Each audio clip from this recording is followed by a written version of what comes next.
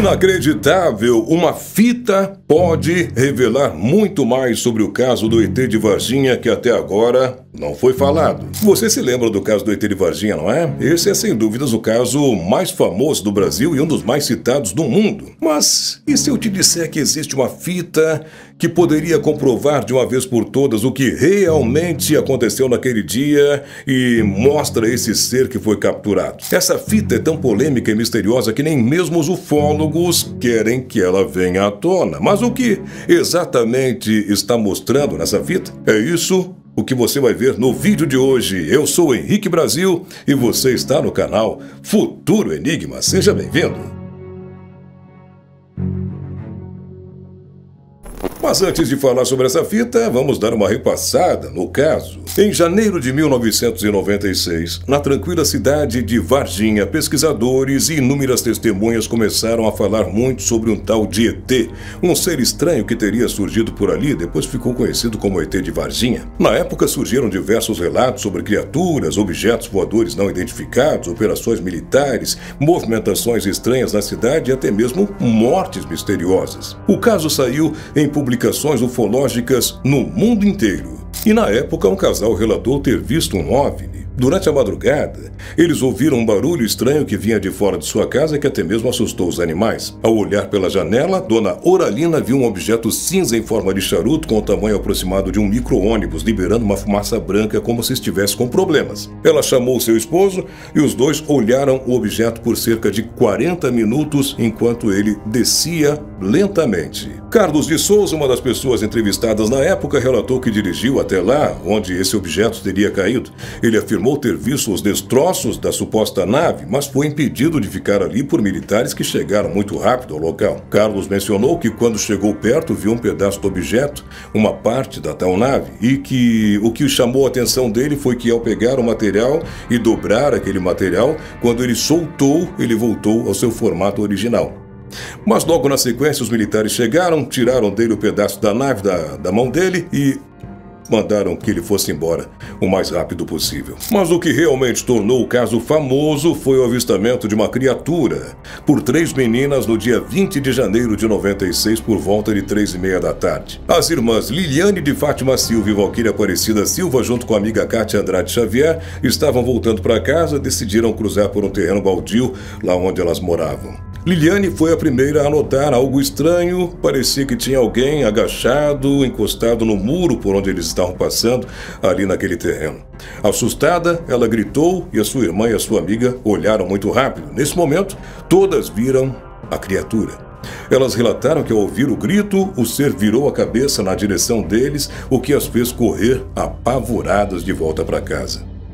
Segundo os relatos, a criatura tinha o tamanho de uma criança, pele viscosa, como se estivesse coberta por um óleo, um silicone, brilhava a pele dele. Olhos vermelhos e sem pupilas, que eram 3 vezes maiores que os olhos de um ser humano. Sua cabeça desproporcional apresentava 3 protuberâncias que lembravam chifres, e o ser tinha um forte cheiro de amônia e enxofre.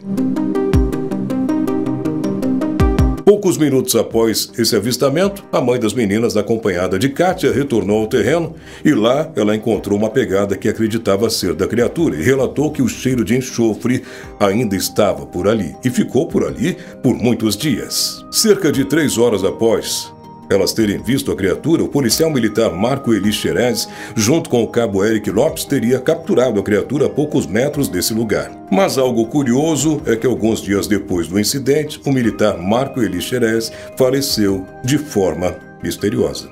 Segundo uma das irmãs dele, pouco antes de sua morte, ele confidenciou que havia participado de uma operação secreta relacionada a esse caso. Ele chegou a mencionar que a história ainda daria muito o que falar. De acordo com familiares e as testemunhas, Marco teria falecido por conta de uma infecção generalizada, supostamente causada pelo contato com esse ser. Marta Tavares, sua irmã, revelou que o laudo médico apontou septicemia aguda devido à presença de substâncias tóxicas em seu organismo. E até hoje, ela continua lutando para provar que a morte do seu irmão está diretamente ligada à suposta captura do tal ET de Varginha. Pesquisadores e ufólogos afirmam que após a captura das criaturas, tinha mais de um, os militares as transportaram em caminhões para o Hospital Regional do Sul de Minas e posteriormente depois para o Hospital Humanitas. De lá, elas teriam sido enviadas para a Escola de Sargentos das Armas em Três Corações, localizada a cerca de 30 quilômetros da cidade. Quase 30 anos se passaram e ele ainda desperta curiosidade e controvérsias, um caso realmente muito misterioso. O documentário Moment of Contact do cineasta Jamie Foxx aborda todos os eventos do caso com mais detalhes. Entre os relatos mais intrigantes está o de um militar não identificado que afirma ter visto uma das criaturas dentro de uma caixa de metal durante a operação. Ele também sugere que existem vídeos autênticos do ET de Varginha. E embora muitos rumores existam sobre a tal fita secreta, há relatos considerados mais confiáveis. Um desses relatos é o do engenheiro e ufólogo Vittorio Pacatini, um dos principais investigadores do caso. Após um período afastado por conta de represálias, ele concedeu uma entrevista em 2022, onde revelou ter visto o primeiro vídeo da criatura, em 2012. Vittorio afirmou que há outro vídeo e algumas fotos que mostram o ET de Varginha com detalhes, mas ele mencionou que esse material seria apresentado a um público seleto, mas sem cópias disponíveis por motivos de segurança. Ele revelou ainda que o vídeo tem apenas 35 segundos e destacou que a criatura mostrada tinha o porte físico de uma criança de 6 ou 7 anos e era magra. Outra pessoa que pode ter visto um vídeo relacionado a esse caso é Alexandre, do podcast Paranormal Experience. Segundo Alexandre, o rapaz que apresentou a fita era filho de alguém que na época conseguiu fazer uma cópia do material.